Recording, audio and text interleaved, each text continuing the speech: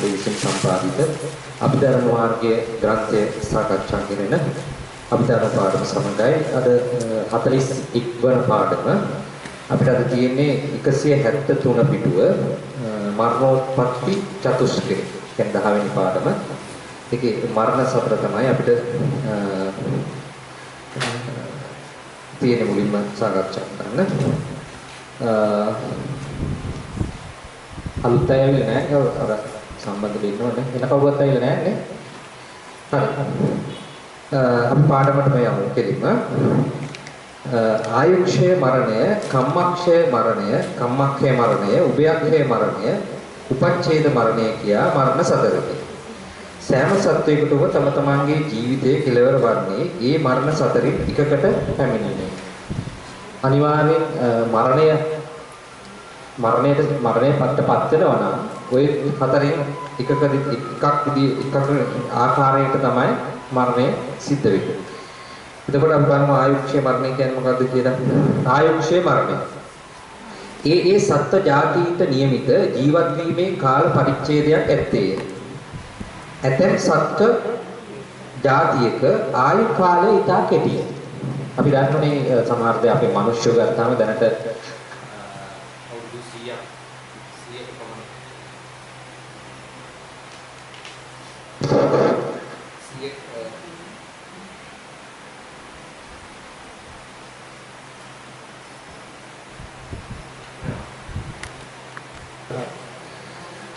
හරි අපිට තියෙන්නේ ආයුක්ෂය මරණය. ඒ සත්ත්ව ජාතීන්ට નિયમિત ජීවත් වීමේ කාල පරිච්ඡේදයක් ඇත්තේ. ඇතැම් සත්ත්ව ජාතියක ආයු කාලය ඉතා කෙටිය. දින ගණනක සමහර අයට දින ගණනක් තියෙනවා. ඇතැම් සත්ත්ව ජාතියක ආයු කාලය සති ගණනකි. ඇතැම් සත්ත්ව ජාතියක ආයු කාලය මාස ගණනකි. ඇතැම් සත්ත්ව ජාතියක ආයු කාලය වර්ෂ ගණනකි. මිනිසුන් කෙරෙහි කුසල මූලයන් වැඩෙන කල්ලි ඔවුන්ගේ ආයු කාලය දික් වේ.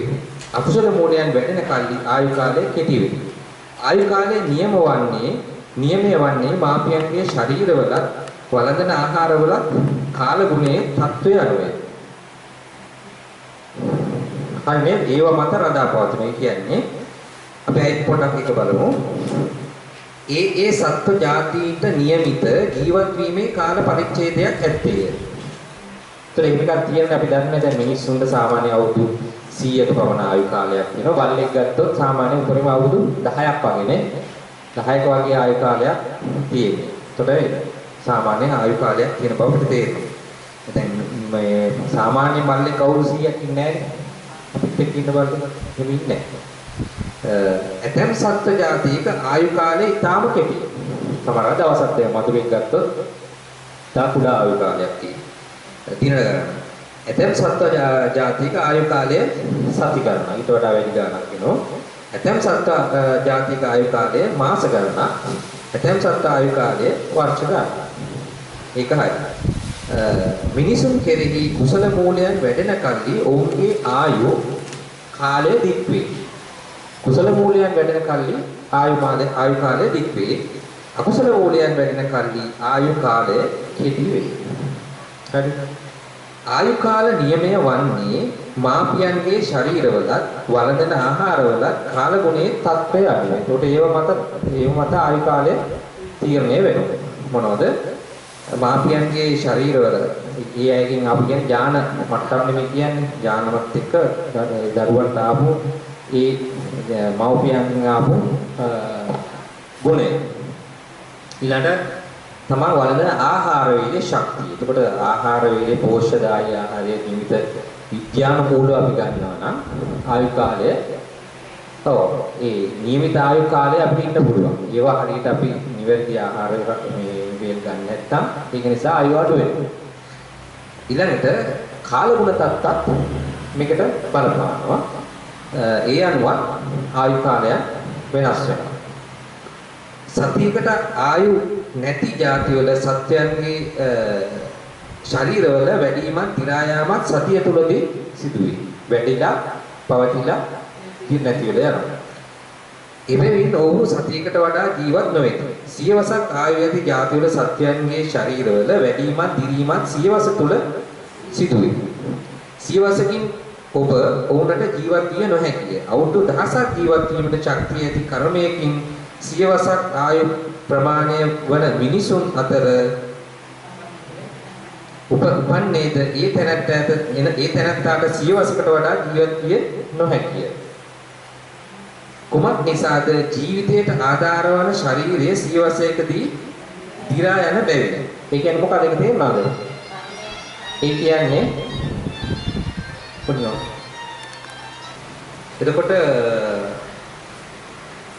එතකොට අපි කිව්වේ මේ ආයුක්ෂය මරණ. ඒ කියන්නේ අපි කිව්ව ඉස්සෙල්ලා ජනක කර්මය කියලා අපි කර්ම චතුස්කයේදී කතා කරා ජනක කර්මය කියලා කර්ම. ඒ ජනක කර්මයේදී අපි උපදිනකොටම අපිට යම් ආයු කාලයක් තීරණය වෙනවා. එතකොට දැන් මෙතන ආයු කාලය කියලා කියන්නේ ඒකෙදි ඒ කර්මය අනුව. එතකොට ජනක කර්මය අනුව අපි ඉන්න ආයු කාලයක් තීරණය වෙනවා. ඒ කර්මයට අනුකූලව ආයු කාලය. හැබැයි දැන් මේ කාලේ මිනිස්යාට තියෙන ආයු කාලයක් තියෙනවා. ඒකට එයාට අවුරුදුක් එහෙම දැන් සමහර වෙලාවට ආයු කාලය අසංකේය මිනිස්යාගේ ආයු කාලය අසංකේය දක්වා වැඩි වෙනවා. සමහර කාලයක ආයු කාලය අසංකේයයි. සමහර කාලයක අවුරුදු 20000ක්. ඒකට අපි දන්නෝනේ කාශ්‍යප බුදුරජාණන් වහන්සේගේ කාලේ මිනිස්යාගේ වයස අවුරුදු 20000ක්. හරිද? එතකොට ඒ වගේ ආයු කාලයක් තියෙන. ඒ කාලයට අනුරූපව මේ මිනිස්සුගේ ආයු කාලය තීරණය වෙනවා. එතකොට අර ජනක කර්මය තිබුණා කර්මයෙන් දෙන ආයුවක් තිබුණා. ඒ කාලයට ඒ කර්මය තිබුණා ඒ කාලයට අනුරූපව ආයු කාලයක් තියෙනවා. ඒ ආයු කාලය මේ කාලයට අදාළව නම් අවුරුදු 100 120 පරාසය. අන්නේ ඒ කාලේදී මරණය සිද්ධ වෙන එක තමයි මේ කිව්වේ ආයුක්ෂය. ආයු ඉවර වෙලා මරණය සිද්ධ වෙනවා. ඒ කියන කාලයට අනුරූපව ආයු කාලය. ඒ කියන්නේ බල්ලෙක් ගත්තොත් අවුරුදු 10 නම් මිනිස්සෙක් අවුරුදු 100ක් විදියට එයාට කර්මය තිබුණත් ඒ අවුරුදු 10න් ඒ බල්ලගේ ආයු කාලය ඉවර වෙනවා. අන්න ඒක තමයි ආයුක්ෂය මරණය කියලා කියන්නේ. ඒක තමයි පැහැදිලි කරන්නේ. අපි අනිත් එකක් මේ තේරුම් ගත්තහම එක තේරෙන්නේ මොකක්ද මේ කියන්නේ කියලා. අපි ඊළඟට තේරුම් අරගෙනම ආයෙත් නැවත වතාවක් මේක තේරුම් ගනිමු. ඊළඟට කර්මක්ෂය මරණ. ඇතැම් දුබල කර්ම ප්‍රතිසන්දි ඇති කිරීමට සමත් වෙතත් ඒ කර්මයෙන් උපන් තැනැත්තා ආයු කාලය ඇති තෙක් ජීවත් කරවීමට සමත් නොවේ. ඉබඳු කර්ම වලින් උප්පත්තිය ලැබූ ආයු කාලයේ ගෙවීමට කලින් මිය ඇති කර්ම බලය ඉවර වීමෙන් වන ඒ මරණය කර්මක්ෂය මරණය නම්. හරිද? ඒ කියන්නේ දැන් ආයුවෙන් යම් කාලයක් දැන් මිනිහෙක් ඉන්නවා. ඒ මිනිහෙට දැන් ආයු කාලය අවුරුදු 100යි. හැබැයි එයා ප්‍රතිසන්දිය දෙනකොට ජනක කර්මයෙන් දෙන කර්මය අනුව ආයුවක් වෙනවා. ඒක කලින් ඉවර වෙනවා. ඉවරුනොත් අපි කියමු ඒක මාස 4යි ආයි. එතන මොකද වෙන්නේ? ගබ්සා වෙනවා. එයා ඉන්නේ නැහැ ගර්භාෂයේදීම මිය යනවා. ඒ ඉන්න පුළුවන් ආයු කාලය ඉවරුණා. ඒක නිසා ඒ තමයි ගබ්සා වෙන්නේ. ඒක තමයි කියන්නේ. නැත්නම් දුබල ප්‍රතිසන්දිය ඇති කිරීමට සමත් වෙත නැත්නම් දුබල කර්ම ප්‍රතිසන්දියක් ඇති කිරීමට සමත් වෙත ඒ කර්මයෙන් උපන් තැනැත්තා ආයු කාලයේ ඇතිතෙක් ජීවත් කරවීමට සමත් නොවේ. ඒතර කර්මය ප්‍රබල නැහැ අර කාලය ඒ සත්‍යය ජීවත් කරවන. කර්මය දුබලයි. ඒ කියන්නේ ජනක කර්මය කියන කොයි උප්පත්තිය ප්‍රතිසන්දියේදී දෙන ජනක කර්ම. ප්‍රබල නැහැ. ඒකෙන් දෙන ආයු දෙන්න පුළුවන් කර්ම ආයුව කියන්න පුළුවන් ආයුව රඳාපවතින කර්මය දුර්වලයි. ඒක නිසා එයා දැන් මිනිස්සෙක් විදිහට අවුරුදු 100ක් ඉන්න පුළුවන් වුණත් එයාට එච්චර ඉන්න බෑ ජනක කර්මය දුර්වලයි. ජනක කර්මයේදී ආයුව සඳහා දෙන ශක්තිය අඩුයි. ඒක නිසා අඩු කාලයකදී මරණයටපත් වෙනවා. ඊබඳු කර්ම වලින් උප්පත්තිය ලැබූ ආයු කාලය ගෙවීමට කලින් මිය යනවා. කර්ම බලය ඉවර වීමෙන් වන ඒ මරණය කර්මක්ෂය මරණය වෙනවා. හරි අපි දෙකක් දැන් ඉගෙන ගත්තා ආයුක්ෂය මරණය කර්මක්ෂය මරණය. අපි තවදුරටත් මේ ටික ඉගෙනගෙන පැහැදිලි කරගමු. ඊළඟට උපයක්ෂය මරණය. උපය කියන්නේ මොකද්ද? දෙක කියන එක. දෙක. මොකද්ද දෙක? කර්මක්ෂය සහ උපයක් මේ ආයුක්ෂය. ආයු සහ කර්මය දෙකම එක සැරේට ඉවර වෙනවා. අන්න ඒක තමයි උපය කියන්නේ. දෙක. දැන් අපි උපය ජීවීන් කියන්නේ ගොඩ සහ දියේ දෙකේම ඉන්න අයට අපි උපය ජීවීන් කියනවා. ඒ කියන්නේ උපය. ඒ කියන්නේ දෙකක් කියන එක. ආයු කාලයේ කර්ම ශක්තිය යන දෙකම එක විට ගෙවීමෙන් වන මරණය උභයක්ෂය මරණය නම් වේ. සත්වයකට ආයු කර්ම දෙක එකවරම ගෙවි යෑම වන්නේ ඊටම කලාතුරකින් තමයි. මේ දෙකම එකම විදියට එකම තැනදී ඉවර වෙන්නේ ඊටම කලාතුරකින්. ඒ කියන්නේ මේක අර සිද්ධාන්තිකව මෙහෙම එකක් වෙන්න පුළුවන්ද බැරිද? වෙන්න පුළුවන්. සිද්ධාන්තික වෙන්න පුළුවන්. ඒ වීම ඉඩකඩ බොහෝ අවමයි අල්පයි. මොකද ඒක ප්‍රායෝගිකව වීමේ ඉඩකඩ බොහෝ අඩුයි. නමුත් සිද්ධාන්තිකව මෙහෙම එකක් වෙන්න පුළුවන්. වෙන්න පුළුවන්. එහෙම ඒවා තියෙනවා උතරම්. සිද්ධාන්තිකව ගත්තාම වෙන්න පුළුවන්. නමුත් ප්‍රායෝගිකව එහෙම වීමේ ඉඩකඩ අඩුයි වෙන්නේ නැහැ. ඊළඟ උපච්ඡේදක මරණය ආයුෂයත් තිබියදී කර්ම බලයක් තිබියදී අතීත භවවලදී කළ ප්‍රාණඝාත ආදී කර්මයකින් හෝ වර්තමානයේ කළ පාප කර්මයකින් හෝ රෝගාදී අන්තරායක් ඇතිකොට සිදු කරන මරණය උපච්ඡේද මරණය නම් වේ. හරිද? ඒ කියන්නේ ඒක මොකද්ද? අපි කලින් සාකච්ඡා කරා ඒක. උපච්ඡේද කර්මය කියලා එකක් කතා කරන්නේ නැතකද? මොකක්ද ඒක? උපච්ඡේද කර්මය. නැත්තම් ඒකටම තව නමක් කිව්වා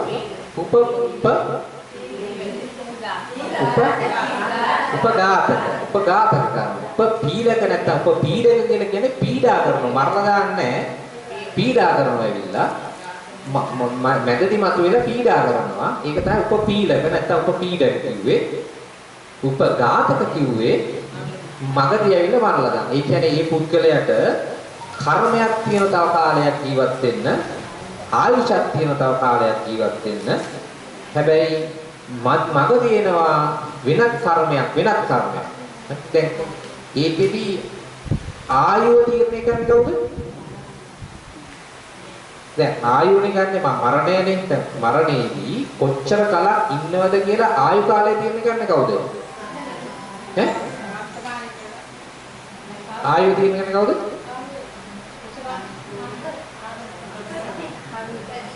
නෑ කර්මය නෙමෙයිනේ. දැන් මේ කාලෙදී මිනිස්යාගේ ආයුෂ කීයද? 100යි. 100 නැත්නම් 120යි. 100 කියලා ගමු 100යි. හරිද? ඔබගේ හරියටම මෙතන 100යි 120යි කියලා කියන්නේ එහෙම මේ අර එහෙම රූල් එකක් නෑ. ආසන්න වශයෙන් තමයි අපි මේ කියන්නේ. අපි 100ක් කියලා ගනිමු. 100 කියලා කවුද පැනෙන්නේ? ආ මිනිස්යාගේ අවුරුදු 100 කියලා පැනෙන්නේ කවුද? ඒ කාලයට අනුරූප වෙන දෙයක්. ඔව්. ඒක කාලයට අනුව මේ පුද්ගලයාට අනුරූප පුද්ගලික කර්මය කරන දෙයක් ඒක. නෑ. එතකොට එතන ආයුක්ෂය මරණයේදී ආයු කාලය ආයුක්ෂය මරණයේදී කාලය තීරණය කරන්නේ ස්වභාව ධර්ම. හරිද? ඒ කියන්නේ මිනිස්යාගේ ආයුෂ දැන් අවුරුදු 100යි. බල්ලගේ ආයුෂ අවුරුදු දැන් 10යි. මීට කලින් කාශ්‍යප බුදුරජාණන් වහන්සේගේ මේ කාලයේදී මිනිස්යාගේ අවුරුදු 20000. කවුද තීරණය කරේ? කාලය තීරණය කරේ. නැත්නම් ඒක ස්වභාව ධර්මයේ තීරණයක්. ආයුක්ෂය මත. පැහැදිලි නේද?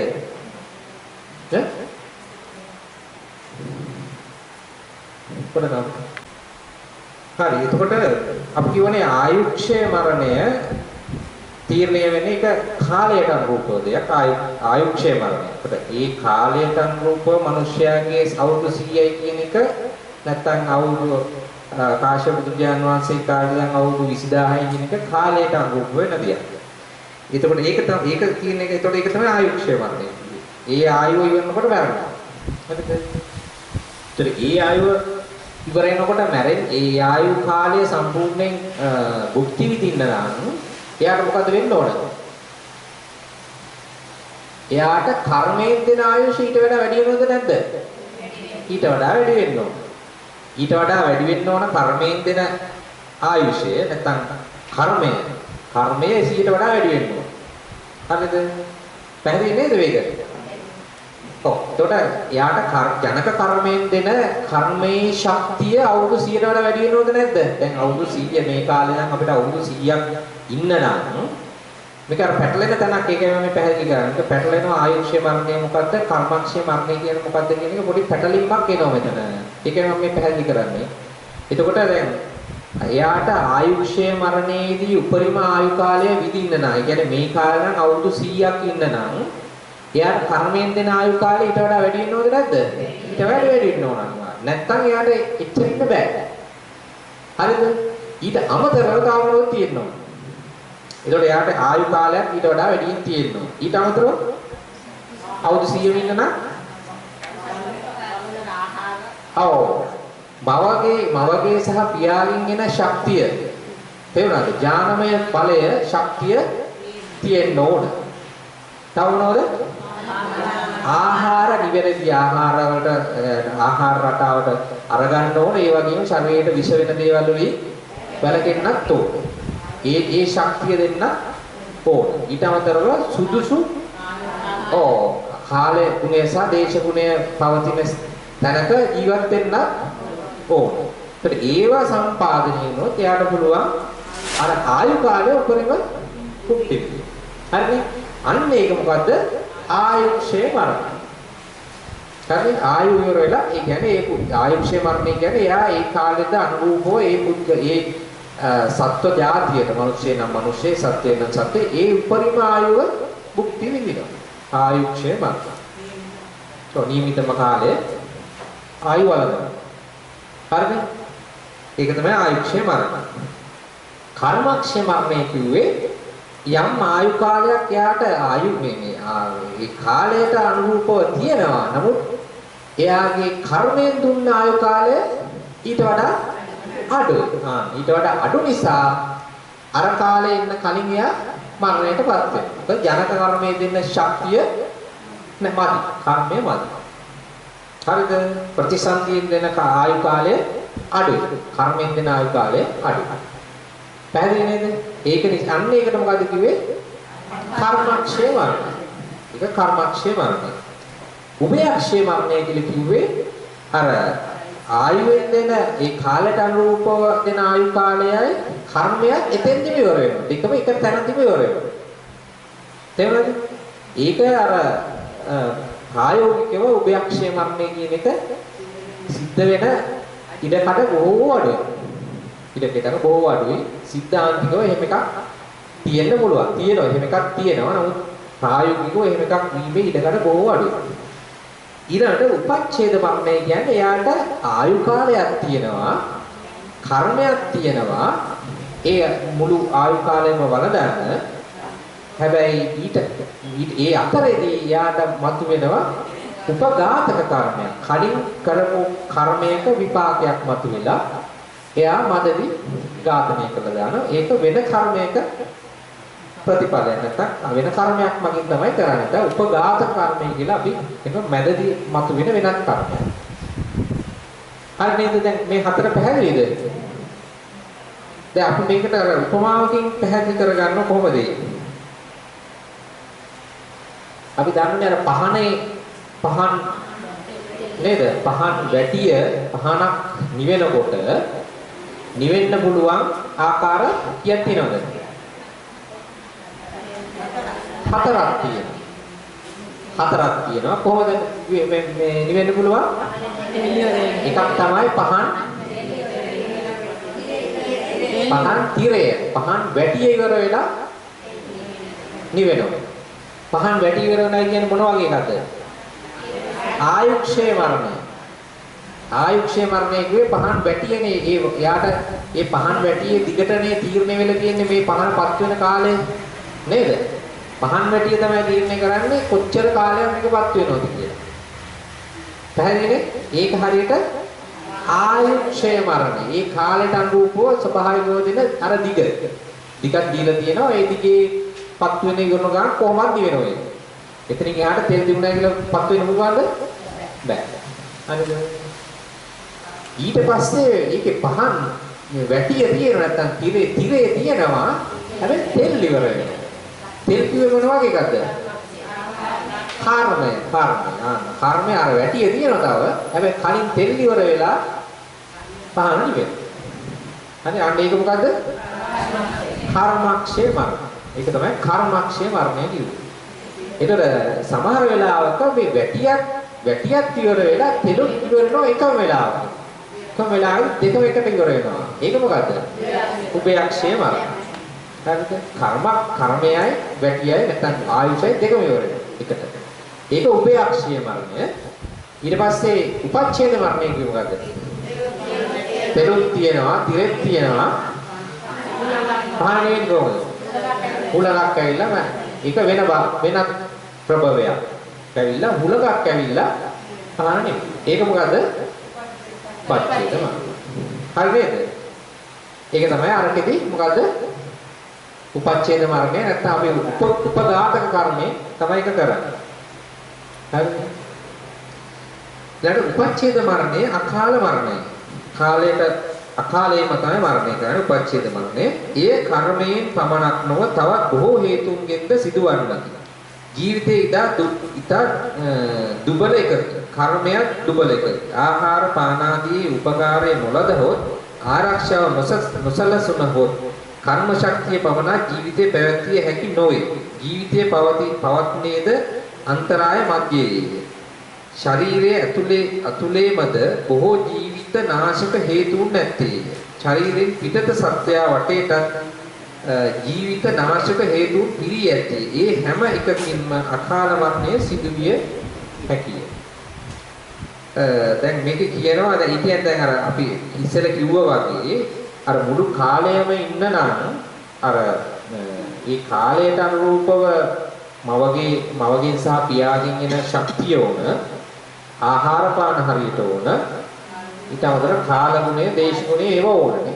ඒව ඕන ඒවා තිබුණොත් නම් අර මුළු කාලෙම ඉන්නේ. ඒව නැතුව මොකද වෙන්නේ? මැරෙනවා. මේ ඊට කලින් මැරෙනවා. ඒ සම්පූර්ණ කාලේ ඉන්න බෑ. ඒක නිසා තමයි මෙතන කියන්නේ උපච්ඡේද මරණය අකාල මරණය. ඒ කර්මයෙන් පමණක් ඒ අර උපපීඩක කර්මයෙන් විතරක් නෙවෙයි අරවා සම්පාදනය නොවුණා. එතකොට මුළු කාලෙම නැතුවනේ. එතකොට යාගේ කර්මයක් තිබුණා.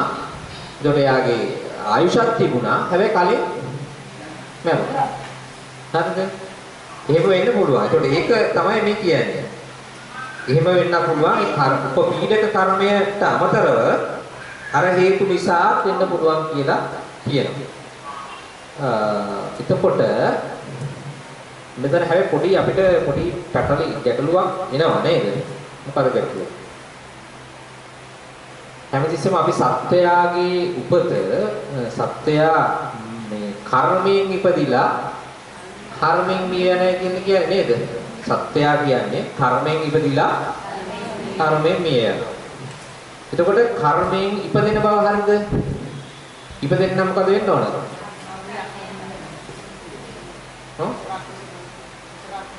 කර්මයෙන් ඉපදෙනකොට කියන්නේ ඉපදෙනවා කියන්නේ මොකද්ද?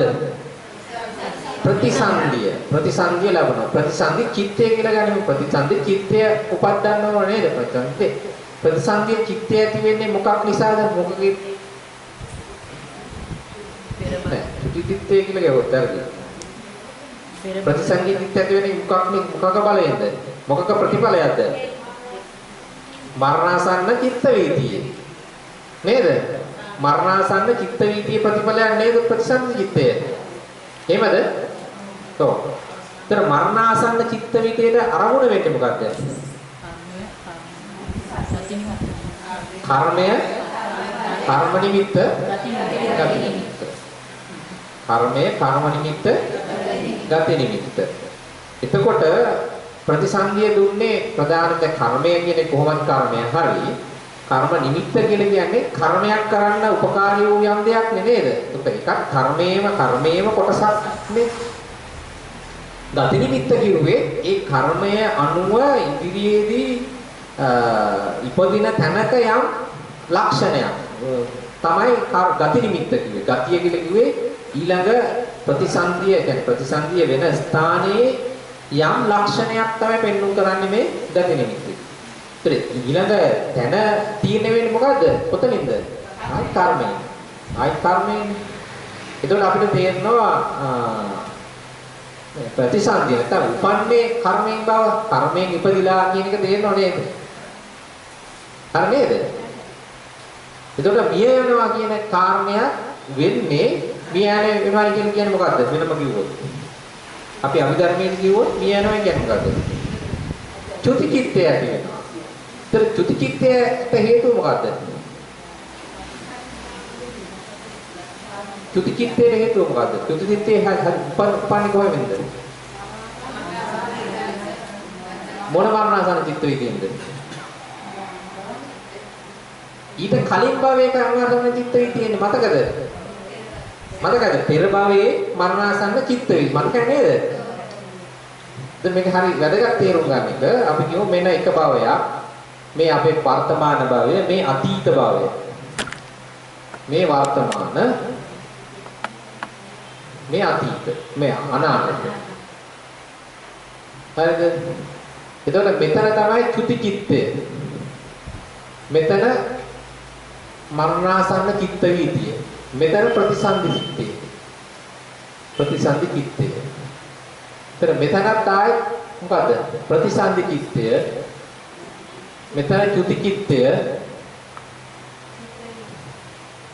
මෙතන මරණාසන්න චිත්තය. හරිද? හරිනේ? එතකොට මේ චුති චිත්තය මේ චුති චිත්තයේ උත්පාදයේ උනේ මොකට අනුරූපවද? මේකට අනුරූපව මේක සිද්ධ වුණා. ඒකට අනුරූප ප්‍රතිසන්දි චිත්තත් මේ භවාංග සිත් ඇති වුණා. ඒකම තමයි මෙතෙන්ටත් එන්නේ චුති චිත්තේ. ඒතර මේක ප්‍රතිපලයක් තමයි මේ. හරි නේද? මේක ප්‍රතිපලයක් තමයි මේ. ඒක ප්‍රතිපලයක් තමයි ආයි මෙතෙන් කියන චුති චිත්තය නේද? මේක ප්‍රතිපලය ආයි මේ මරණාසන්න චිත්තේ එකක් තමයි මෙතන ප්‍රතිසන්දි. හරි නේද? ගැටලුවක් තියනද ඒක? එතකොට මැරෙන්නේ කර්මයෙන් උපදින්නේ කර්මයෙන් කියන එක හරිද? හරි නේද? ඔව් හරි. එතකොට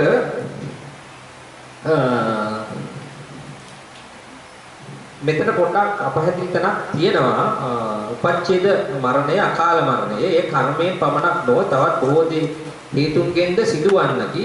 ඒතර බොහෝ හේතුන් අනිත් ඒවාත් අපිට සිද්ධ වෙනවා නම් දැන් අපිට මෙහෙම අපිට ආහාර පාන හරියට ලැබෙන්නේ නැහැ. මේක පොඩ්ඩක් මේක අර මේ කාරණාවට අමතරව හැබැයි ඒ කර්මයම තමයි මෙතෙන්දී එන්නේ. කියන එක තමයි අපිට තේරුම් ගන්න වෙන්නේ මෙතෙන්දී. ඒතර ආහාර පාන කාට හරි අඩුයි කියන්නේ මොකක් ප්‍රතිඵලයක්ද? ආයි වෙන කර්මවල ප්‍රතිඵලනේ නේද? අපිට අපි ආහාර කියන එක මොකද අපි රස විඳිනවා කිව්වේ මොකද? මේ ජීවා විඥානය නේ. ජීවා විඥානේ මොකක් ප්‍රතිඵලයක්ද?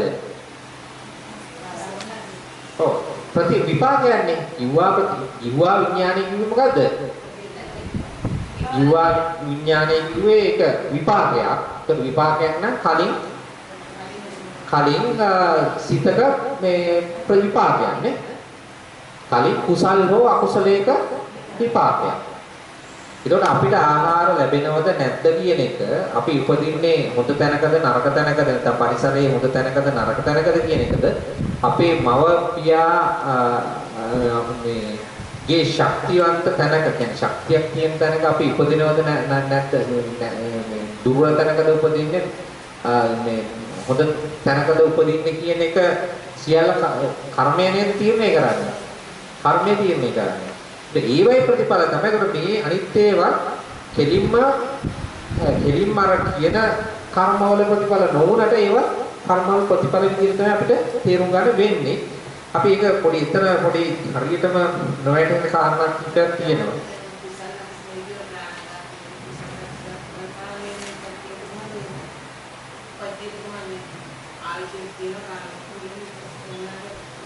ඔව්.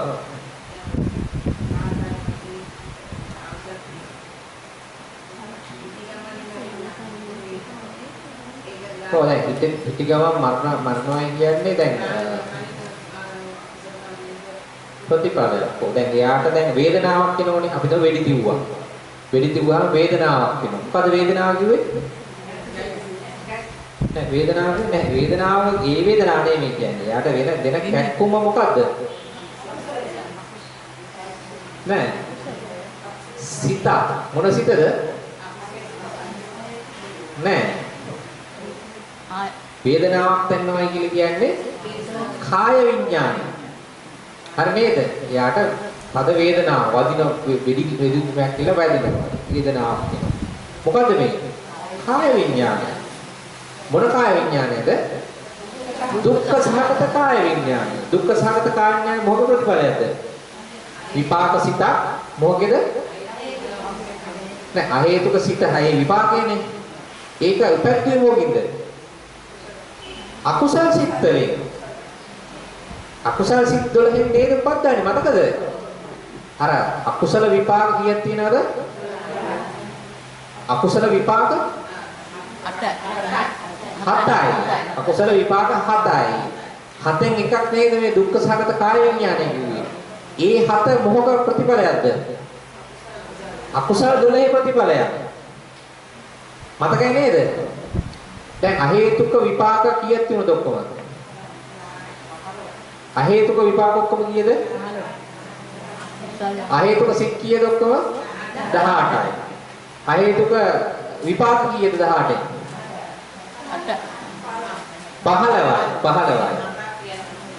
15යි. 15 හැදුනේ කොහොමද? කොහමද? අකුසල 7යි, කුසල 8යි. 8යි 7යි 15යි. අකුසල් 7, අකුසල් විපාක 7 මොකද වෙලයක්ද? අකුසල් සිත් 12 ප්‍රතිඵලයක් තමයි අහේතුක අකුසල විපාක සිත් 7.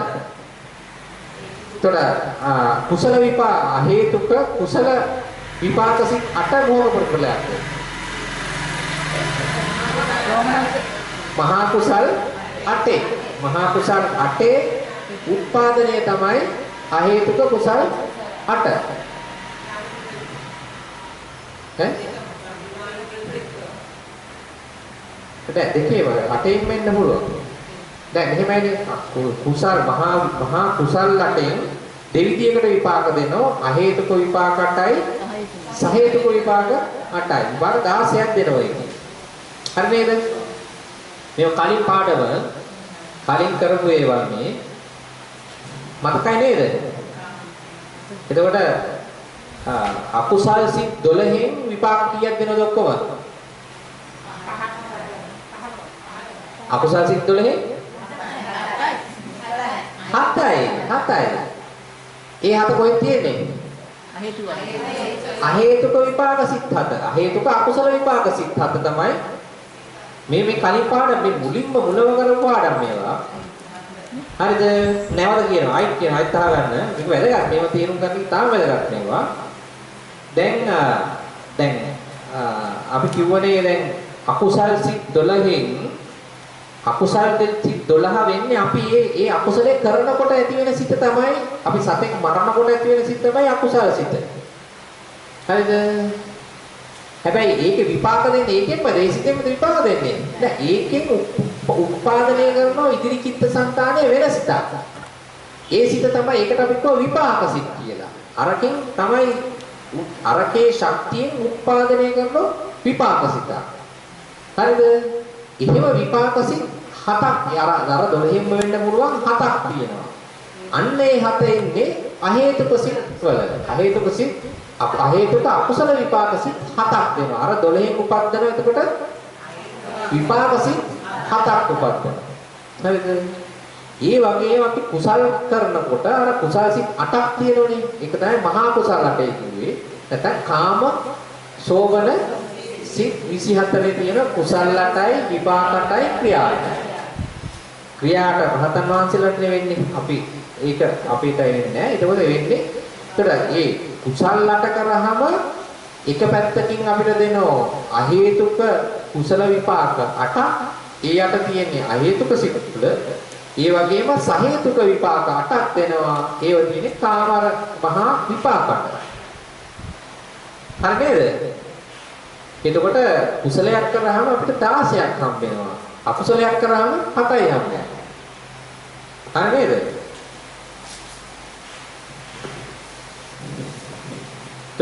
ඔහොම වෙලා දැන් අපිට හොඳ කරොත් 16ක් හම් වෙනවා නරක කරොත් 7යි හම් වෙන්නේ. එහෙම වෙලා තත් කොච්චර දුක් විඳිනවද? නේද? ඔක අනිත් පැත්ත උනා නම් කොහොම වෙයිද? නේද? 12න් 16ක් හම් වෙලා අනිත් පැත්තට උනා නම් කොහොම වෙයිද? 8න් 7ක් හම් වුණා නම් දැන් તો වැඩිපුරනේ හම්බෙන්නේ. අපි එකකින් වැඩිපුර හම් වෙනවා මේ පැත්තේ. හොඳ වැඩිපුර හම් වෙනවා. නරක අඩුවෙන් හම්බෙන්නේ. කරන නරකට සහේතුක අකුසල විපාක කියලා වර්ගයක් නෑ. අහේතුක විතරයි හම්බෙන්නේ. මේ මුණා නම් කොච්චර දුකක් වෙයිද මුණා. හරි. එතකොට ඒකේ පොඩ්ඩක් අපි තවදුරටත් බලමු. ඒක තේරුම් ගන්න බැරි පොඩි කාරණයක් එතන තියෙනවා. විශේෂයෙන් අපි ඒක ඉස්සරහට බලමු. නාගසේන මහ රහතන් වහන්සේ විසින් මිලිඳු රජුට අකාල මරණ හේතු 8ක් පදාරා තිබේ. ඒ කියන්නේ අකාල මරණ කිව්වේ මේ කියන උපච්ඡේද මරණ. කාලයට අනුරූප නොවන මදදී මේ මරණය සිද්ධ වෙන. වාතයෙන් හටගන්නා ආබාධය, පිටින් හටගන්නා ආබාධය, සෙමෙන් හටගන්නා ආබාධය, සන්නිපාතයෙන් වන ආබාධයේ ඍතු උපාර්යාසයේ ශාරීරිය නොමනා කොට පරිහරණය කිරීමේ උපක්‍රම කිරීමේ කර්ම විපාක යනු ඒ කර්ම 8යි. හරිද? ඒක තේරෙනවද? දැන් අපි සාමාන්‍යයෙන් අපේ සෙම් වාපික් සෙම් කියලා දැනට ආයුර්වේද වෛද්‍ය ක්‍රමයේ සහ සිංහල වෛද්‍ය ක්‍රමයේ වාපික් සෙම් කියලා තුනක සමබරතාවයක් අපි නිරෝගීභාවය රඳාපවතින්නේ වාපික් සෙම් වාතය දැන් ඒකේ වාතය තියෙනවනේ. ඒ වාතය සමතුලිතව තියෙනවා. එතකොට පිත තියෙනවා. පිත සමතුලිතව තියෙනවා. පිත කොහෙද තියෙන්නේ? බඩවැල ආශ්‍රිතව ආහාර ජීර්ණ පද්ධතියට අනුකූලව තමයි ඒක ක්‍රියාත්මක වෙන්නේ. පිත. ඊට පස්සේ සෙම කියන්නේ ශ්ලේෂ්මල. ශ්ලේෂ්මල මූලික වශයෙන් කොහෙද තියෙන්නේ? අපේ ශ්වාසනාල පද්ධතිය තියෙනවා. ගලන ආහාර මාර්ග පද්ධතිය ශ්ලේෂ්මල තියෙනවා. මූලිකව ඒ ස්ථානවල තියෙනවා. ඊළඟට මෞතුලිංග පද්ධතිය ආශ්‍රිතවත් යම් කොටසක් තියෙනවා. යම් ශ්ලේෂ්මල වැසීමක්. එතකොට ඒවත් සමතුලිත වෙනවා. ඒක ඒවයි වැසීම එක සමතුලිතව තියෙනවා. එතකොට වා පිත් සෙම් තුනම මේක වැසීම සහ රඳාපවතීම සමතුලිත වෙනවා. ඒත් මේවා අසමතුලිත වීම අපි කියනවා කිපෙනවා කියලා. ඒවා කිපෙනවා කියනවා. ඒ වාතය කිපීමෙන් එන්න පුළුවන් වාතයෙන් හටගන්න ආබාධ. ඊළඟට ඒ වගේම පිටින් හපඩන්න ආපාඩ කියන්නේ පිට කිපෙනවා. කිපෙනවා කියන්නේ සමතුලිතතාව බිඳනවා කියන එක තමයි මේ කියන්නේ කිපෙනවා කියන්නේ. සෙමෙන් හට ගන්නා කියන්නේ ශ්‍රේෂ්ඨවලව සමතුලිතව රඳාපවතින ඕනේ. ඒවා කිපෙනවා කියන්නේ ඒවා වැසීම වැඩි වෙන්න පුළුවන්, අඩු වෙන්න පුළුවන්. එතකොට මේ සමතුලිතභාවය රැක ගන්න බැරි වෙනවා. එතකොට ඒක තමයි කිපෙනවා කියන්නේ. ඒක නිසා රෝග ඇති කරනවා. සන්නිපාතයෙන් කිව්වේ මේ සන්නිපාත කියන්නේ එකතු වෙනවා කියන එකනේ. ඒ කියන්නේ සෙමයි වාතයයි පිටයි සෙමයි තුන එකතු වුනහම අන්න එක සන්නිපාතය කියනවා. එක්ක තුනම හෝ දෙකක් හෝ එකක් හරි දෙකක්. හරිද? එකතු වෙලා කිපෙනවා. ඒකට අපි සන්නිපාතය කියලා කියනවා. සන්නිපාතය කියන්නේ අර තුනම තමයි. ඒ තුනෙන් එක කිපිලා ලෙඩ රෝග හදන්න පුළුවන්. වෙනම නැත්තම් දෙකක් හෝ තුනක් කිපිලා ලෙඩ රෝග හදන්න පුළුවන්. අන්නේ තත්ත්වයට අපි කියනවා සන්නිපාතය කියලා. හරිද? ඊළඟට ඍතු විපාකය කියන්නේ පරිසර තත්ත්ව. පරිසරයේ තියෙන උෂ්ණත්වය වෙනස් වීම නිසා සීතල සහ උණුසුම් දෙකෙන්ම රෝග හැදෙන්න පුළුවන්. ඊළඟට ශරීරයේ නොමනා කොට පරිහරණය කිරීම. නොමනා කොට පරිහරණය කිරීම කියලා කියන්නේ අනවශ්‍ය දෙයක් වෙහෙසෙනවා අපි. සීමාව දැන් කයට දරන්න පුළුවන් සීමාවක් තියෙන දරන්න බැරි බරක් උස්සන. බරන් නිසා කොන්ද ගැස්සිලා කොන්දේ රෝග එන්න පුළුවන්. හරිද? ඒ දෛනිකව අපිට අවුල් වුණත් වැඩ කරන්න සීමාවක් තියෙනවා. ඒ සීමාවට වඩා දාඩිය දාලා අපි අවුවේ වේසුනොත් ඒකෙන් රෝග තත්ත්ව උපද්දනවා.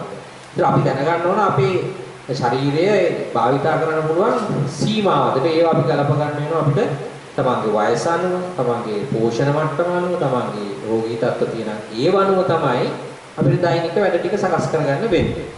ඊළාට අපි දන්නවනේ අවුරුදු 30 දී 40 දී කරන්න පුළුවන් වැඩ අවුරුදු 60 70 80 දී කරන්න බෑ. එතකොට ඒ අනුකූලව අපි ඒවා වෙනස් කරගන්න සිද්ධ වෙනවා. ඒක තමයි හැටි. එහෙම නොකර කරන්න ගියොත් අර එදා වගේම ඊට පස්සේ කාලේ තමන්ගේ වයසට ගැන අවබෝධයක් නැතුව වැඩ කරන්න ගියොත් රෝගී වෙනවා. අන්න ඒක තමයි ශරීරයේ නොමනා කොට පරිහරණය කිරීමේ කියලා කිව්වේ. අපි දැනගන්න ඕනේ අවබෝධයෙන් කරන්න ඕනේ. උපක්‍රම කිරීමේ කියේ වෙන කෙනෙක් පිහියෙන් යන ළමන්නවා ගහලා මේ මරණය සිද්ධ කරන්න පුළුවන්. අන්න ඒ වගේ උපක්‍රමයක්. මොකක් හරි කරලා මරණය සිද්ධ කරන්න පුළුවන්. සිද්ධ වෙන්න පුළුවන්. ඊළඟට තමයි කර්ම විපාක. කර්ම විපාක නිසා වෙනවා. එතකොට මේ ආකාර 8ක් මේ නාගසේන මේ දන්නෝනේ මිලින්ද ප්‍රශ්නය කියලා අහලා තියෙනවනේ. මිලිඳු රජ කෙනෙක් හිටියේ ඉන්දියාවේ ඒ කාලේ මිලිඳු රජතුමා මේ නාගසේන ස්වාමීන් වහන්සේගෙන් ප්‍රශ්න ඇහුවා. අන්නේ මිලින්ද ප්‍රශ්නය කියලා ඉතාම ලෝක ප්‍රසිද්ධ ග්‍රන්ථයක් ඒක මිලින්ද ප්‍රශ්නය. මිලිඳු ප්‍රශ්නය කියන එක. අතට ඒ පොතේට අනුව තමයි මේ මිලිඳු රජතුමා නාගසේනයන් වහන්සේගෙන් රහතන් වහන්සේගෙන් අහපු ප්‍රශ්නවල උත්තරයක් විදිහට මේ පොතේ සඳහන් වෙනවා. මෙන්න මේ වගේ කාරණා 8ක්. ඒ කියන්නේ උපච්ඡේද මරණය. මැදදී මරණය සිද්ධ වෙන්න පුළුවන් ආකාර 8ක් ගැන ඒක සඳහන් වෙනවා. ඒක තමයි මේ පැහැදිලි කරලා තියෙන්නේ. හරිද? ඒ ගැන මුත් ප්‍රශ්නයක් තියෙනවද? ඊළඟට සන්නිපාතයෙන් වන ආබාධය යනු දොස් දෙකකින් හෝ තුනෙන්ම හට ගන්න ආබාධය අපි කිව්වා. ඍතු විපර්යාසය යනු සීතෝෂ්ණ දෙකේ අඩු වැඩි වීමය. මහා වැසි වැස ගම් නියම් ගම් යටකොට ගලා යන වතුරට හසු වී වන මරණයක් වැසි නැති වීමෙන් නොයෙක් රෝග හට ගැනීමෙන් හා බත්පැන් නැති වී යාමෙන් සිදුවන මරණයක් ඍතු විපර්යාසයෙන් වෙන මරණයෝය. පරිස්සම් නොවීම නිසා රථ වාහන වලට යටවීම, ගින්නට හසු වීම, ගියෙහි වැටීම ආදීන් සිදුවන මරණයේ ශාරීරිය නොමනා කොට පරිහරණය වන මරණය. උපක්‍රමයෙන් වන මරණය තමාගේ උපක්‍රමයෙන් හා අනුන්ගේ උපක්‍රමයෙන්ද යන දෙආකාරයෙන්ම සිදුවේ.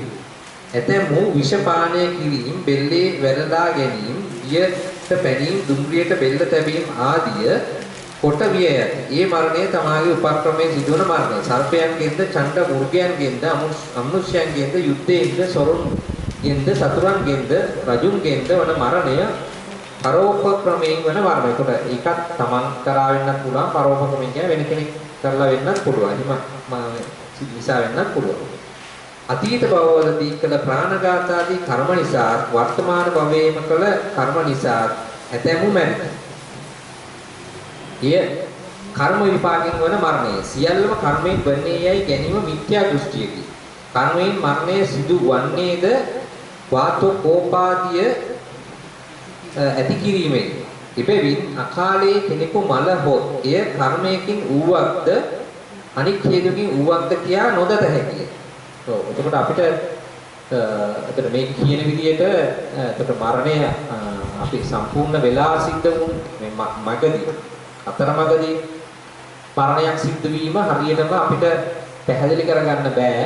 මේක කර්මයෙන්ම සිද්ධ වෙච්ච එකක්ද? ඒ කියන්නේ මෙතන මේ දෙලින්ම ප්‍රධානම හේතුව කර්මය නිසාම මැරුවද කියන එක. එතකොට අර ඒක පවත්වා ගැනීම බැරි නිසා කියන අනිත් ඔය කියන කාරණා ශාරීරික ක්‍රියාකාරීත්වය ව්‍යාකූල වෙලා මරණය සිද්ධ වෙන්න පුළුවන්. එතකොට ඒකෙදි අපිට මේක මරණය කර්මයෙන්ම කෙලින්ම මරණයට කර්මය මේ ආව කියන එකයි මේ කියන්නේ. කෙලින්ම මරණය සිද්ධ වෙන්න අර කියන ඝාතක කර්මයක් දීපත් වෙනවා නම් ඒක උපඝාතක කර්මයක්මනේ. ඒක කර්මයෙන්ම සිදු වෙන එකක්.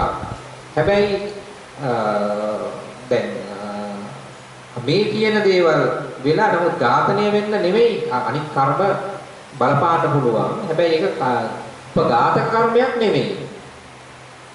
හැබැයි ජීවේ පවත්ව ගන්න බැරි වෙනවා. ආහාර පාන අඩු වීම, වෙනත් රෝගී තත්ත්වයක් උපද්දවීම, වෙන හේතු නිසා ඒක යෙදුනහම ඒක නිසා මරණය සිද්ධ වෙනවා. ඒතර ඒක මට තේරෙන විදිහට මෙතන හරියට මේක පැහැදිලි වෙන්නේ නැහැ. දැන් අනිත් මෙතන කියන්නේ මේ දැන් උපඝාතක කර්මය කියලා කියන්නේ ඝාතනය කරනව කර්මය. ඒක ඉදිරිපත් වුණොත් අනිවාර්යෙන් ඝාතනය වෙනවාමයි. ඒක ඉදිරිපත් වුණා. ඒක ඝාතක කර්මයක් නේ. හැබැයි එතෙන්ට අපි මේක හරියට මේක මට පැහැදිලි වෙන විදිහට එහෙමයි වෙන්නේ.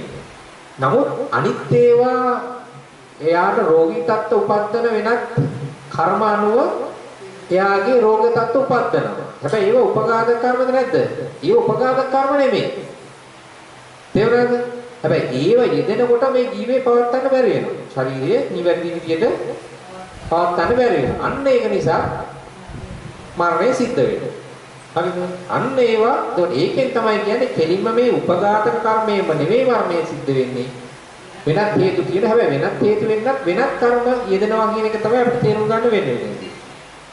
තේරුණාද? ඒ කියන්නේ කයට මොනවා හරි ප්‍රශ්නයක් වෙනවා නම් ඒක ක්‍රියාත්මක වෙන්නේ සිතකින්නේ.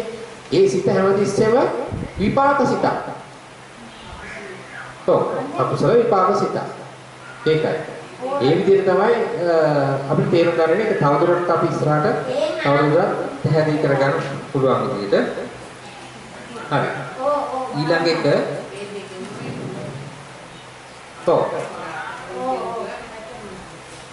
දැන් උපඝාතක කර්මයේම ඉදිරිපත් වෙලා කෙලින්ම ඒ කර්මයේ ඉදිරිපත් වුණොත් අනිවාර්යෙන් ඝාතනය කරනවා. එහෙම නැත්නම් වෙනත් කර්ම ඇවිල්ලා හැබැයි ඒක උපඝාතක කර්ම නෙවෙයි. වෙනත් අපිට මේ වෙනත් පීඩා කරන කර්ම වෙනවනේ. අපි කියනවා උපපීඩක කර්ම. උපපීඩක කර්ම කියන ගන්න වෙන්නේ. පීඩා කරන කර්ම ඇවිල්ලා අපිට රෝග තත්ත්ව ඇති කරනවා. හරිද? එතකොට ඒකට බෙහෙත් නැති වෙනවා. අපි තමයි අපි රෝගී තත්ත්ව පීඩක කර්මයක් ඇයි දැන් අපි මේ පොතේ නෑ ඒක. මොකද මට තේරෙන විදිහට අපිට කල්පන්න වෙන්නේ එහෙමයි. අපි තවදුරටත් මේක අපි ඉදිරියට විමසලා බලමු. දැනට අපි මෙහෙම මේ මට්ටමට තේරුම් ගත්තොත් දැන් පීඩක කර්ම ඇවිල්ලා පීඩා කරන රෝග තත්ත්ව හදනවා. දැන් රෝග තත්ත්වයක් එන්නේ පීඩක කර්මයෙන් අපිට. ඒතර පීඩා කරනකොට අපිට ඒවට අපිට සකස් කරගන්න අපිට සල්ලි නැති වෙන්න පුළුවන් නේද? එතකොට මේ අවස්ථානුකූලව අපිට ඒකට ප්‍රතිකර්ම යොදා ගන්න හැකියාවක් නැති වෙන්න පුළුවන්. ඒතර එහෙම අපිට එහෙම කරගන්න බැරි වෙනකොට මරණය සිද්ධ වෙනවා. ඒතකොට ඒක උපඝාතක කර්මයෙන් නෙමෙයි. උපඝාතක කර්මයෙන් නෙමෙයි නිසා අපි කියන සියල්ල සිද්ධ වෙන්නේ කර්මයෙන් නෙමෙයි කියලා. තේරුණාද? එතන කියන්නේ දැන් උතන උපඝාතක කර්මයටම අපි නවත්වනවා උපච්ඡේද කර්ම කියලා කියනවා. ඉස්සෙල්ලා ඉගෙන ගත්ත එක. අන්න ඒ කාරණේ තමයි මෙතන කියන්නේ කියන එක තමයි. දැන් මෙතන අර පොඩි පැටලීමක් කරනවා අපි ඉගෙන තවත් විදියකින් අපි ඉගෙන ගන්න අපි මැරෙන්නේ කර්මයෙන් උපදින්නේ කර්මයෙන් කියලා. හරිද? ඒතර මෙතෙන්දී පොඩි ගලපනකොට පොඩි ගැළවීමේ පොඩි ගැටලුවකුත් වෙනවා එතන. මට තේරෙන විදිහට අපිට එහෙම තමයි මේක ගලප ගන්න වෙන්නේ. අපි තවදුරටත් විවසලා බලමු ඉස්සරහට තවත් මේ ගැන සියුම් විදියට මෙතන සියුම් කාරණයක් පොඩි තියෙනවා. අපිට පොඩි වැටහෙන්නේ නැති කාරණයක් පොඩක් තියෙන බවක් තේරෙනවා. අපි තා පොඩ්ඩක් එක තව ඉස්සරහට විවසලා බලමු. හරි.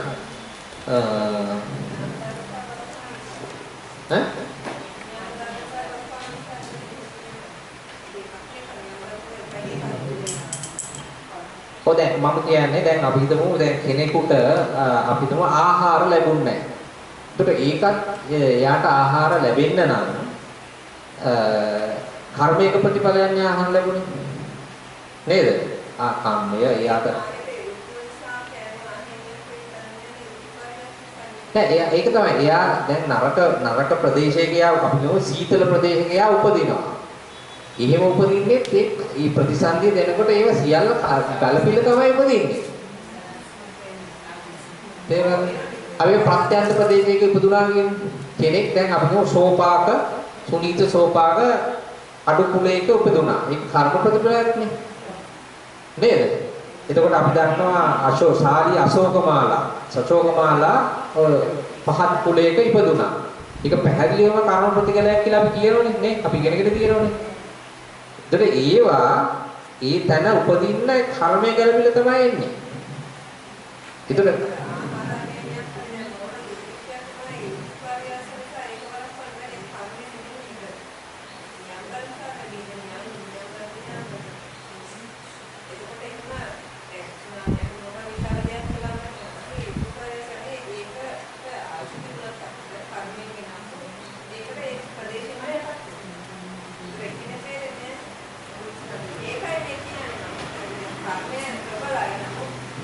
නෑ මෙහෙමයිනේ දැන් අපි හිතමු දැන් මෙහෙමයිනේ දැන් උතන පැහැදිලි කරලා තියෙනවා මරණය සිද්ධ වෙනකොට අපි කියමු කූඹියෙක් අපිට පෑගුණා කියලා.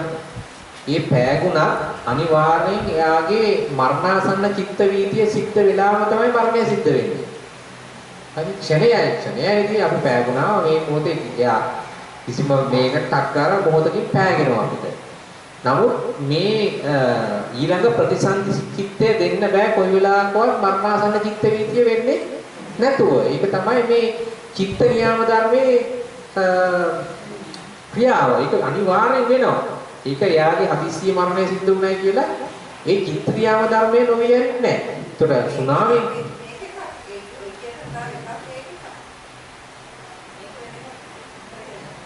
නෑ ඒක තමයි නෑ. ඒ වුණාට දැන් මේ කියන එක කියන්නේ මෙහෙමයිනේ. දැන් එයාගේ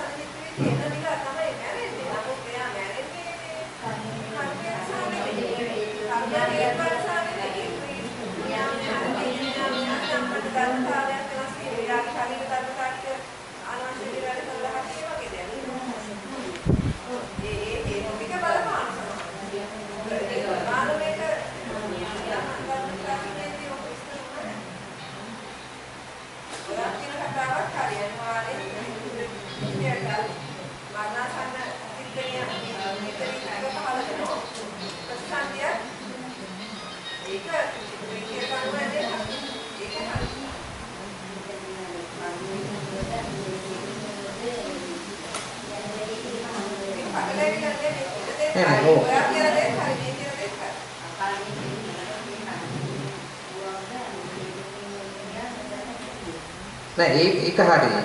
ඒක ඔය අකාලම ඒක තමයි. ඒක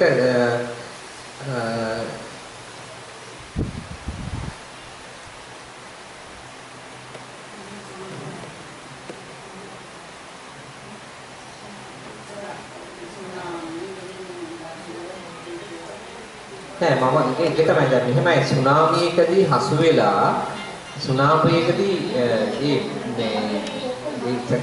සුනාමිය කියලා කියන්නේ ස්වභාවික කාරණයක්.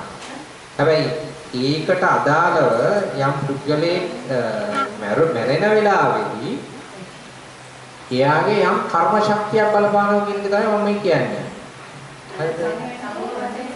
කර්ම ශක්තියක් බලපානවා ඉතින්දී දැන් සුනාමිය කියන්නේ ස්වභාවික විපතක්. ඒක හරි. ඒක කාගේවත් ඒක ස්වභාවිකව සිද්ධ වෙච්ච දෙයක්. ඒක කර්මයෙන් වෙච්ච එකක් නෙවෙයි. සුනාමිය කර්මයෙන් වෙච්ච එකක් නෙවෙයි. හැබැයි සුනාමිය නිසා වෙන පුද්ගලයාගේ මරණය කර්මයට අනුකූලයි කියන තමයි මම කියන්නේ. මට තේරෙන්නේ.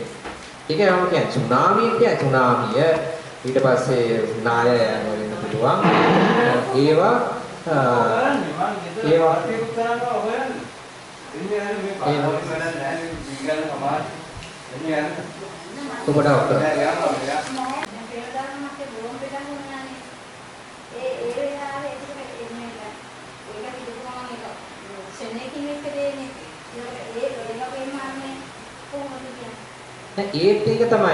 ඒක තමයි දැන් ඉවලේ අනිවාර්යෙන් කොච්චර ක්ෂණයකින් වුණත් මේ චිත්ත වීතියේ වූ සත්‍යය හට වර්තමාන භවයේදී හෝ අතීත භවවලදී හෝ ඒ පුද්ගලයා විසින් කර ඇති කුසල අකුසල කර්මයන් අතුරෙන් යම් කිසි කර්මයක් හෝ කර්ම නිමිත්තක් හෝ ගති නිමිත්තක් හෝ වැටහෙයි. කර්ම නිමිත්තේ යනු කර්මයට අරමුණු වූ හෝ එය කිරීමට එය සිදු කිරීමට උපකරණය වූ හෝ වස්තුය. කර්ම නිමිත්ත කියලා කියන්නේ ඒ කර්මයට උපකාරී වූ හෝ වස්තුවක් මොකක් හරි.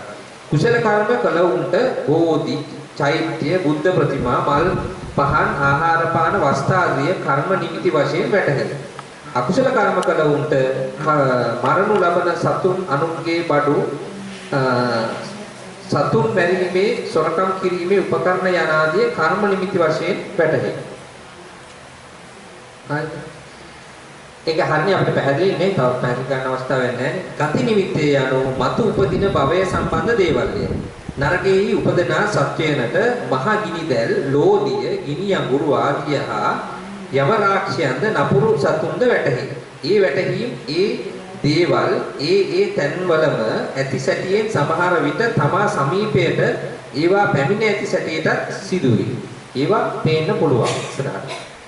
දෙව්ලෝ උපදන අයට දිව්‍ය විමාන රථ උයන් කල්ප වෘක්ෂ ආදීද දෙවියන්නා දිව්‍යාංගනාවන්ද ගති නිමිත්ත වශයෙන් වැටහෙයි. මිනිස් ලෝක උපදින්න උන්ට මාතෘ ගර්භය ගති නිමිත්ත වශයෙන් වැටහෙයි. තිරිසන් යෝනියෙහි උපදින්න උන්ටද කැල ආදී වැටහෙයි. හරිද? එතකොට ඒ කියන්නේ දැන් එයාගේ ඊට කලින් දැන් මරණාසන්න චිත්ත වීතියේට ඒ ටික වැටහෙන්නේ. ඔය කාරණා තුන. ඒ කියන්නේ කර්මය, කර්ම නිමිත්ත හෝ ගත නිමිත්ත වැටහෙන්නේ. එතකොට දැන් ඉදිරියේ උපදින තැන යම් ලක්ෂණයක් පෙන්눔 කරන්න නම් අර කර්ම මරණාසන්න චිත්ත වීතියට ඊට කලින් සිත් පෙළේ නැත්නම් සිත් පරම්පරාවේ යම් දිශාගත නැත්නම් ඉලක්කයක් පෙන්නලා තියෙනවනේ නේද? ඊට කලින් යම් කියන චිත්ත වීති ටිකේ යම් තැනක් පෙන්눔 කරගෙන ඇවිල්ලා තියෙනවා මේ චිත්ත වීතියට ඒ තැන පෙන්නන්න. එහෙම නැතුව බෑනේ නේද? එක දිගට එහෙම පෙන්නලා තියෙනවා. එහෙම වෙලා තියෙනවා දැන් ඔය සමහර විශේෂයෙන් ඔය සිය දිවි නසා ගන්න අයගෙම ඒ අය සමහර වෙලාවට යාගේ මරණාසන්න චිත්ත වීතියට අරමුණු වෙච්ච දේ විශේෂයෙන් කර්මය ඊට කලින් සතියකට දෙකකට කලින් මතුවෙලා සමහරට ඒවා ඊට අනුරූපව එයා ඒකට යාගේ ගමන් එයාගේ ක්‍රියාකාරීත්වය පෙන්눔 කරලා තියෙනවා. එහෙම වෙන්න පුළුවන්. ඒක එහෙම චිත්ත වීතිය පටන් අරන් ඒ අරමුණු අරගෙන ඒ චිත්ත වීතිය ක්‍රියාත්මක වෙලා ඒක දිගටම ඒක වෙලා තමයි මරණාසන්න චිත්ත වීතියට අරමුණු වෙලා මේ මරණය සිද්ධ වෙන්නේ. එහෙම වෙන්න පුළුවන්. ඒ පොත වෙන්නත් පුළුවන් ඊට කලින් සතියකට කලින් වෙන්නත් පුළුවන්. එහෙම වෙන්නත් පුළුවන්. ඒතර ඒකෙන් අපිට මේකේ තේරෙනවා ගති නිමිත්ත විශේෂයෙන් ගති නිමිත්ත අපිට තේරුම් ගන්නකොට එතකොට මේ මරණාසන්න චිත්ත වීතියේ මේ කර්මයේ කර්ම නිමිත්ත ගති නිමිත්ත කියන එක වැටහෙන්නේ. එතකොට ගති නිමිත්ත ඒකට වැටහෙන්න නම් ඉදිරි තැන කලින් තීරණය වෙලා තියෙන්න ඕනේ ඉපදෙන තැන. නේද? යාගේ ආපු චිත්ත වීති චිත්ත සංතතියේ මේ ඉලක්ක නැත්නම් ඒක අරමුණු අනුව තීරණය වෙලා තියෙන යා උපදින්නේ කොහෙද කියලා. හරිද? එහෙම එකක් අපිට එහෙම තේරුම් ගන්න වෙනවා අපිට. අපි බලමු තවදුරටත් ඒක. කර්මාදී වැටහීමේදී වර්තමාන භවෙහි කොට මතක ඇත්තා වූ කර්ම මතක් වී වශයෙන් මනෝද්වාරයට වැටහෙයි. කර්මාදී වැටහීමේදී වර්තමාන භවෙහි කොට මතක ඇත්තා වූ කර්ම මතක් වීම වශයෙන් මනෝද්වාරයට වැටහෙයි. වර්තමාන භවයේ කොට අමතක වූ කර්ම ඒතර මතක තියෙන ඒවා වර්තමාන භවයේ තමයි කරලා මතක ඇත්තා වූ කර්ම මතක් වීම වශයෙන් මනෝද්වාරයට වැටහෙයි. වර්තමාන භවයේ කොට අමතක වූ වර්තමාන භවයේ තමයි කරේ හැබැයි අමතක වෙලා කර්ම අතීත භවවලදී කළ කර්මද කර්ම නිමිති හා ගති නිමිති වැටෙන්නේ සීන පෙරෙන්නාක් මෙනි. සීන පෙරෙන්නාක් මේවා බොහෝ සෙයින් වැටෙන්නේ මනෝද්වාරයට. ඒවා මනෝද්වාරයට තමයි බොහෝ සෙයින් වැටෙන්නේ. කර්ම නිමිති හා ගති නිමිති මැරෙන තැනත්තාගේ ඉදිරියේ ඇති අවස්ථාවලදී චක්ෂුරාගියටද වැටෙන්නේ. ඒක ඉදිරියේ තියෙනවා නම් චක්ෂු දැන් ඉදිරියේදී පේන නම් ඊට අනුකූල දැන් මල් වට්ටියක් නම් ඇස් වලට ඒක පේනවා. ඒක තමයි චක්සු විඥානය ඇතිවිලා ඒ කර්ම මේ චක්සුද්්වාරයෙන් යන්න බෑ ඒක. මේකට වැටෙන්න ඕනේ මලක් නා වැටෙන්න මොකක් හරි වෙනත් දෙයක් නම් වැටෙන්න ඕනේ. භවයේ මතු නූපදින්නා වූ රහතුන්ට මරණාසන්නයේදී කර්මාදී වැටහීමක් නොවේ.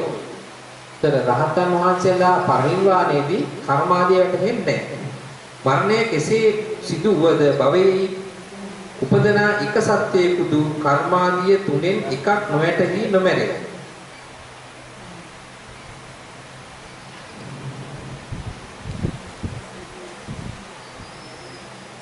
රහතන් වහන්සේලා ඊපස්සේදී එතකොට රහතන් වහන්සේලාට මොනවද වැටෙන්නේ?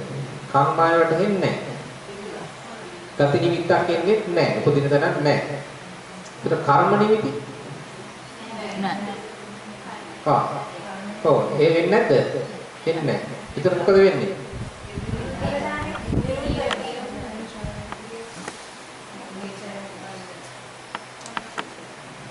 මොකද වෙන්නේ? පරණාසන්න චිත්ත විද්‍යාවක් නැද්ද? මරණාසන්න චිත්ත විද්‍යාවක් නැහැ. නේ?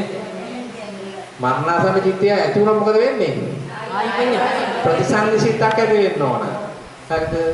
ප්‍රතිසංසිතක් ඇති වෙනවද නැද්ද? නැහැ. එතකොට මරණාසන්න චිත්ත විද්‍යාවක් නැහැ. කෙලින්ම චුතියේ ඉවර වෙනවා. චුතියෙන් ඉවර වෙනවා. එහෙම නෙවෙන්නේ. මරණාසන්න චිත්ත විද්‍යාව ඇති වුණා නම් ඊළඟ භවයේ ප්‍රතිසංසිත ඇති වෙන්න ඕන. ඒ ප්‍රතිසංසිත ඇති වෙන්නේ මේ මරණාසන්න චිත්ත විද්‍යාව ඇති වෙන්නේ. එහෙම එකක් නැහැ නේද? එහෙම නැති වෙනකොට මේකේ චුතිසිතේ ඉවර වෙනවා. කෙලවර වෙනවා. මරණය කෙසේ සිදු වද භවයේ උපදන එක සත්‍යයකුදු කර්මාදී තුනෙන් එකක් නොවැටහි නොමැරේ. මිටියකින් තනු ලැබූ මැස්සා පවා මැරෙන්නේ කර්මාදී තුنين එකක් වැටීමෙන් පසුයි. එහෙම ගහලා පැරුණා අනිවාර්යෙන් මරණාසන්න චිත්ත වීතිය සිද්ධ වෙනවාමයි. මරණාසන්නයේදී මෙසේ වැටීමෙන් කාලාන්තරයක් යට වී තිබූ පුරාණ කර්ම එකෙහිම කරන ලද ඒවාමෙන් අලුත් වේ. ඒ වෙලෙම ඒ කෝණ කර්මයක් ඉදිරිපත් වෙන තුල ඌ කාලකට කලින් ඉදිරිපත් කරලා තිබුණ එකක් වුණා.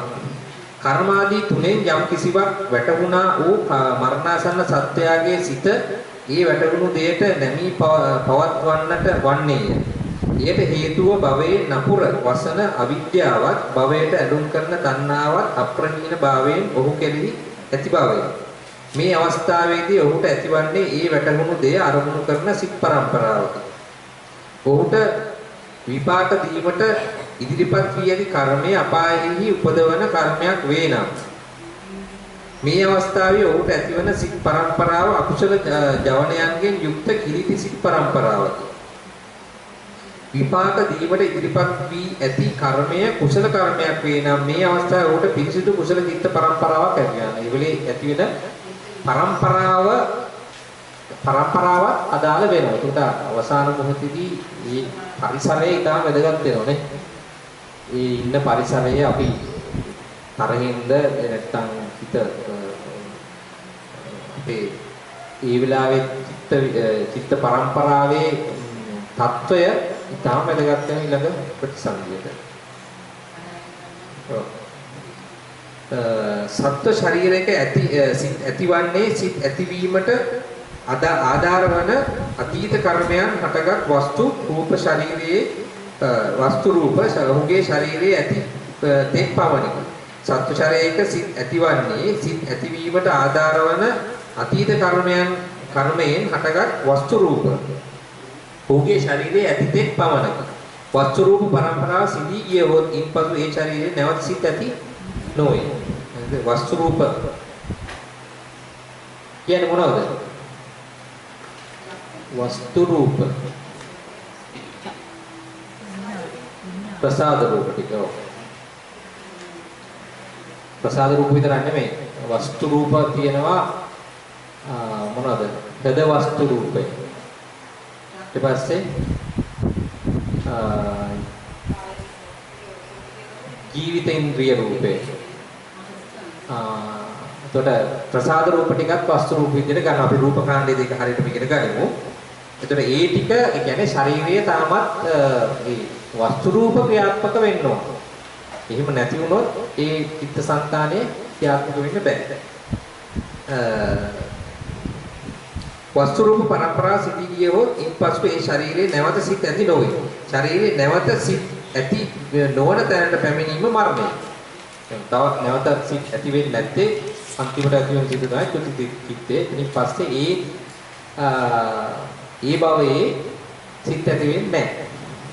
සිත්වලට ආධාර වන වස්තු රූප පරම්පරාවන් සිදී යන්නට හොඳටම ලං වූ කල්හි මරණ සත්‍යයට ඒ අවස්ථාවේදී වැටහි තිබූ කර්මාදීන් එකක් අරමුණු කොට ඒ ශරීරයේ ඇතිවන අන්තිම චිත්ත වීතිය ඇතිවේ. එයට මරණාසන්න වීතියයි කියනු ලැබේ.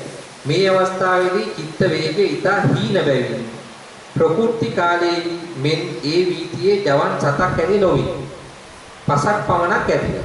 ඒකට ඒ වෙලාවේ ශක්තිය හීන වෙලා නිසා සතක් ඇති වෙන්න හැකියාවක් නැහැ. ඒකට හැමතිස්සෙම මරණාසන්න චිත්ත වීතියේ ජවන් 5යි ඇති වෙන්නේ.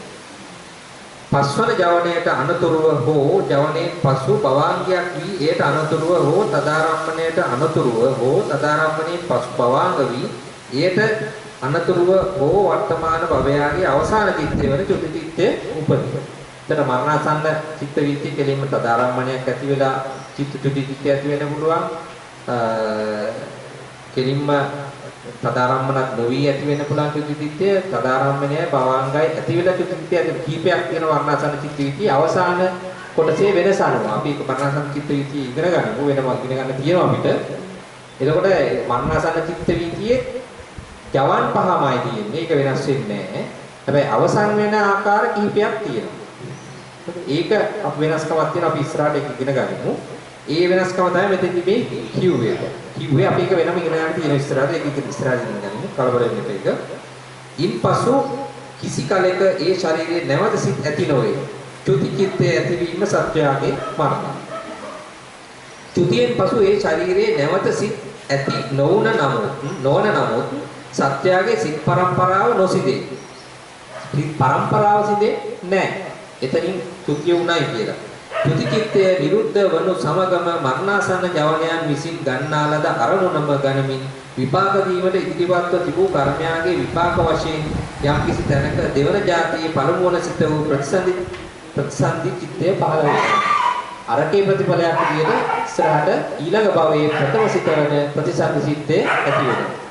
ඒ ප්‍රතිසන්දි චිත්තය පහළ වීම මල සත්‍යයේ නැවත ඉපදීම. අන්න ඒක තමයි කිව්වේ නැවත ඉපදීම කියලා. මරණ සත්‍යයේ ශරීරයෙන් කිසිවක් අනාගත භවයට නොයන්නේ. කිසිවක් අනාගත භවයට යන්නේ. හැබැයි මේක හේතු වුණා අරක උපදින. මේකෙන් එකට ගියා නෙමෙයි මේක හේතු වෙලා අලුත් එකක් ඉපදුණා. ප්‍රතිසන්දි චිත්තයේ වර්තමාන භවයෙන් එහි ගිය එකක් නොව එහිම අලුතෙන් පහළ වූ එකක්. පහළ වූවා. ප්‍රතිසන්දි චිත්තයේ වර්තමාන භවයෙන් අනාගත භවයට ගිය එකක් නොවතුරු වර්තමාන භවයේ පැවති සිත් පරම්පරාවටම අයත් දෙයකි. හරිද? හරිද? එතකොට මේ භවයෙන් ඊළඟ භවයට ගෙනියන දෙයක් නෑ අපි. හැබැයි මේ භවයේ කියන චිත්ත පරම්පරාව හේතු වෙනවා ඊළඟ පරම්පරාවේ පළවෙනි සිත උපද්දන්න. නැත්නම් ඊළඟ භවයේ පළවෙනි සිත උපද්දන්න හේතුවක් වෙනවා. හරිද? හේතුඵල. මේකම නෙමෙයි ඒක. හැබැයි මේක හේතු වුණා ඒක උපදින. අන්න ඒක තමයි මේ කියන්නේ. වර්තමාන භවයට අයත් සිත් පරම්පරාව නොවි නම් ප්‍රතිසන්දි චිත්තයක් ඇති නොවේ. අර මේක තිබුණ නැත්තම් අරක වෙන්න බෑ. මේක හේතු වුණා අරක වෙයි. චුති ප්‍රතිසන්දි දෙක අතර දීර්ඝ කාලයක්ද නැත. චුතියට අනතුරුව ප්‍රතිසන්දි ඇතිවීමට ගතවන කාලයක් ජීවත්ව ඉන්න කාලයේ චිත්ත වීතියක එක් සිතක් නිරුද්ධ වී තව සිතක් ඇතිවීමට ගතවන කාලයක් සමානයි. අපි කියන්නේ අතරක් නැහැ කියලානේ. සිතක් ඇති වෙලා පැවතිලා නිරුද්ධ වෙලා ඊළඟ සිත ඇති වෙන්න යන කාලය ඒ ગેප් එක කාලයක් නැහැ ඒකට. මේක ඉවරුණු ගමන්ම ඊළඟ ඇති වෙනවා. ඒක අතරක් නැහැ කියලා කියන්නේ. ඒතර ඒ නැතිවීමම තමයි අතර චුති චිත්තයයි ප්‍රතිසන්දි චිත්තයයි අතර කාලයක් නැහැ ඒතර. ඒතර මේ වෙලාවේ විරුද්ධ වුණ චුති චිත්තය ඇති වුණ වෙලාවෙම ප්‍රතිසන්දි ආවා. ඒකට මේක මිත්‍යාවතයක් තියෙනවා මේ මොකද ගන්ධබ්බ කාලයක් තියෙනවා. ඒකේ පාවෙවි ඉන්නවා හොඳ තැනක් හොයා ගන්නවා. හොයාගෙන ඒකේ ප්‍රතිසන්දි එහෙම එකක් තියෙනව නේද? සමහර එහෙම එකක් නැහැ. ඈ?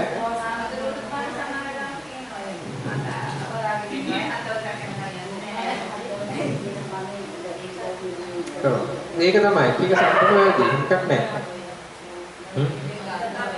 අන්තර්බව.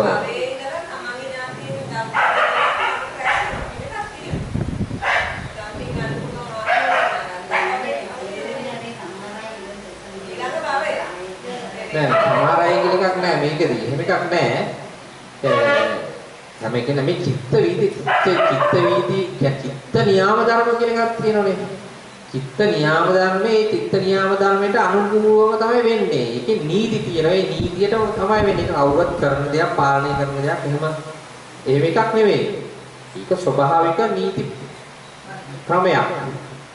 ඒක අනිවාර්යෙන් ඒක එහෙම වෙනවාමයි.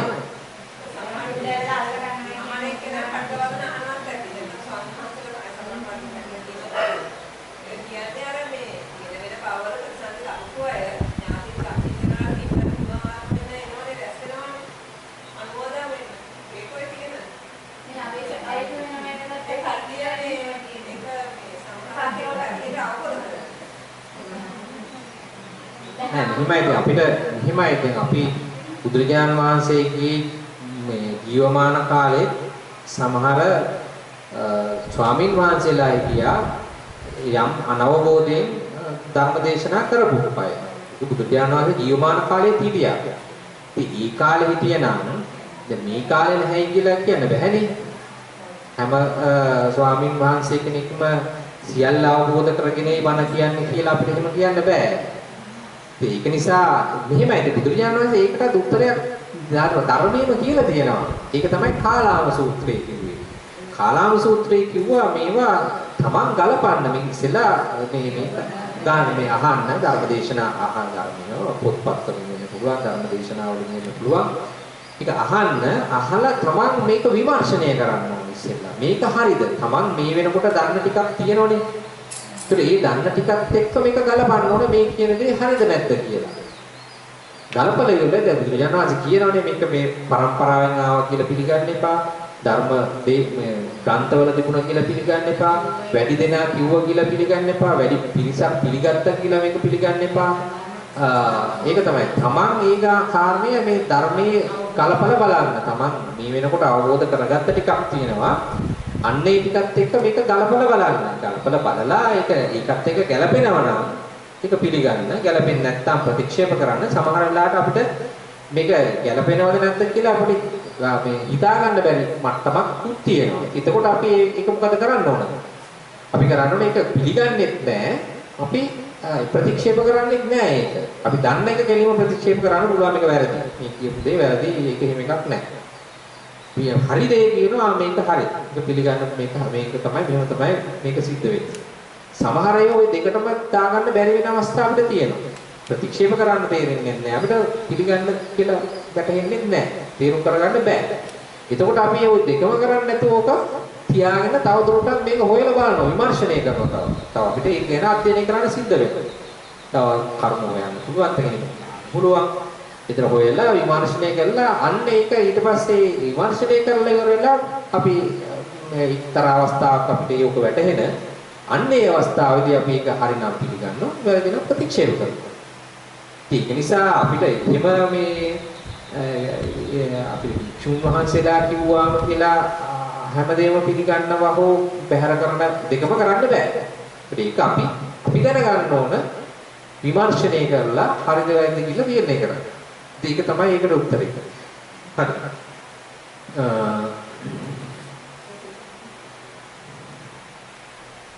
අපි කිව්වේ පළවෙනි පරිච්ඡේදනේ 78 පිටුවේ නේද හිටියේ? අන්තිම පරිච්ඡේදේ. ප්‍රතිසන්දි චිත්තේ වර්තමාන භවයෙන් අනාගත භවයට ගිය එකක් නොවතුදු වර්තමාන භවයේ පැවති සිත් පරම්පරාවටම අයත් දෙයකි. වර්තමාන භවයට අයත් සිත් පරම්පරාව නොවි නම් ප්‍රතිසන්දි චිත්තයක් ඇති නොවේ. චුති ප්‍රතිසන්දි දෙක අතර දීර්ඝ කාලයක්ද නැත. චුතියට අනුතුරු ප්‍රතිසන්දි ඇතිවීමට ගතවන කාලයත් ජීවත් වෙන්න කාලයේ චිත්ත වීතියක එක් සිතක් නිරුද්ධ වී තව සිතක් ඇතිවීමට ගතවන කාලයත් සමානයි. මිනිසුන්ට මැරි දෙව්ලොව පිරිසිඳ කල්හි මේ ලෝකයෙන් දෙව්ලොවට ගිය කිසිවෙක් නැත. දෙවියාගේ ප්‍රතිසන්දි චිත්තය මියගිය මිනිසාගේ සිත් පරම්පරාවටම අයත් බැවින් මියගිය මිනිසා ඒ දෙවියා එක් පුද්ගලයෙකු වශයෙන් කිය යුතුය. ද්විතීයට අනතුරුව ප්‍රතිසන්දි චිත්තයේ ඇතිවීමේ ප්‍රධාන හේතුව විපාක දීමට එළඹ සිටි අතීත කර්මය. අන්න ඒක තේරෙනවනේ. ද්විතීයට අනතුරුව ප්‍රතිසන්දි චිත්තයේ ඇතිවීමේ ප්‍රධාන හේතුව විපාක දීමට එළඹ සිටි අතීත කර්මය. මරණාසන්නයේදී කර්මයාදීන් එකක් අරමුණු කරමින් පැවති කුසල කුසල ජවන චිත්තයන් හා අවිද්‍යා තෘෂ්ණා දෙකක් ඒ ආකාරයෙන් ප්‍රතිසන්දියට හේතු වේ.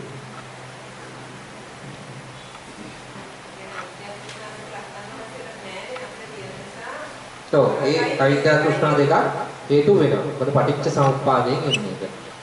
ඒකත් හේතු වෙලා තමයි අර ඒ කියන්නේ අවිද්‍යාවයි තෘෂ්ණාවයි තිබුණ නිසා තමයි ප්‍රතිසන්දිය සිද්ධ වෙන්නේ. ඒකයි මේ කියන්නේ. ඒ දෙක තිබුණ නැත්නම් ප්‍රතිසන්දිය වෙනවද නැද්ද? නැහැ. ප්‍රතිසන්දිය වෙන්නේ නැහැ.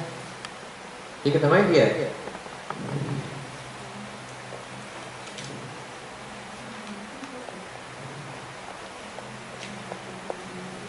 හරි. ඒත් අපි මේ පාඩම ඉවරයි. එතනකම් මේ දක්වා මොකද ප්‍රශ්න සාකච්ඡා කරන්න කියලා අපි කාලේ අපි අලුත් පාඩමකට යන වෙලාව නැහැ දැන්.